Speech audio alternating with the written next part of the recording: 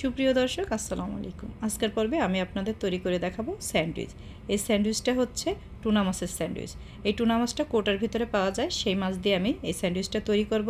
আমাদের দেশেও কিন্তু এখন বড় বড় শপিং মলগুলোতে কিন্তু এই কোটার মাছগুলো পাওয়া যায়, আপনারাও তৈরি করে নিতে পারেন। আর বাইরের দেশে তো এগুলো অ্যাভেলেবল পাওয়াই যায়। আর এই স্যান্ডউইচটা আমাদের এখানে কিনতে পাওয়া যায় বাইরে, তবে আমার বাচ্চারা বলে আমি যেটা বানিয়ে দিই ঘরে সেটা ওদের কাছে বেশি টেস্ট লাগে।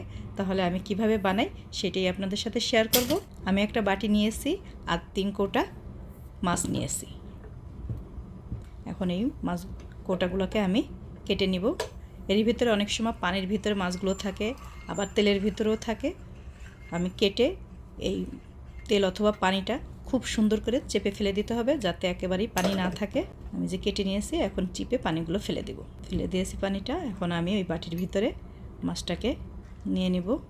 সবগুলো কৌটার মাছই আমি এইভাবে পানিগুলো ফেলে দিয়ে নিয়ে নিব। খুবই ভালো লাগে এই স্যান্ডউইচটা খেতে, আপনারাও ট্রাই করে দেখতে পারেন। আমি এখন এখানে দিয়ে দিব উঁচু করে 2 টেবিল চামচ গুঁড়া দুধ, দিয়ে দিব 2.5 টেবিল চামচ মেয়োনেজ, হালকা করে একটু চিনি দিয়ে দিব। আমি এখানে একটু মিষ্টি মিষ্টি লাগে, হালকা করে দিয়েছি, মানে হাফ চা চামচেরও কম দিয়েছি। আর এখানে আমি দিয়ে দিব টমেটো কেচাপ, যার কারণে মিষ্টিটা একটু কম দিলাম। দিয়ে দিলাম 1 চা চামচ কালো গোলমরিচের গুঁড়া, আর দিয়ে দিব এখন 2 টেবিল চামচ টমেটো কেচাপ। এটা কিন্তু ভালোই মিষ্টি থাকে, এর জন্য হালকা করে আমি একটু চিনি দিয়েছি, কারণ টুনা মাছটা অনেক। এখন খুব সুন্দর করে আমি এটাকে মাছের সাথে মিশিয়ে নেব। দুধ, মেয়োনেজ, গোলমরিচের গুঁড়া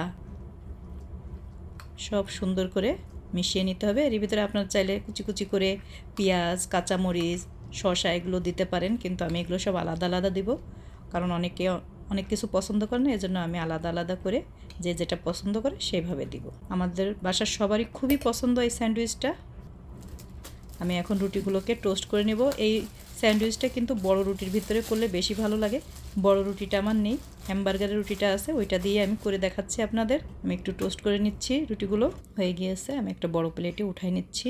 এখন এই রুটির উপরে টুনা মাছগুলো দিয়ে দিব, পরিমাণ মতো করে দিয়ে স্যান্ডউইচটা বানাতে হবে। এখন এখানে দিয়ে দিব একটু কাঁচামরিচ, আমি কুচি কুচি করে কেটে রেখেছি কাঁচামরিচটা। এটা কিন্তু এরকম ঝাল না, তবে খুব সুন্দর একটা সেন্ট আছে, এর জন্য আমি অল্প করে একটু দিয়ে দিচ্ছি।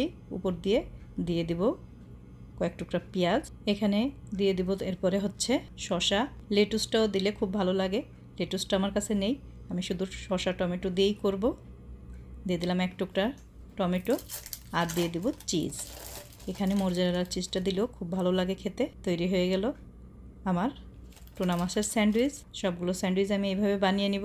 তৈরি হয়ে গেল আমার স্যান্ডউইচ। কেমন হলো অবশ্যই জানাবেন। যদি ভালো লাগে তাহলে একটা লাইক, কমেন্ট, শেয়ার করবেন। আজকে এই পর্যন্ত, সবাই ভালো থাকবেন। আল্লাহ হাফেজ।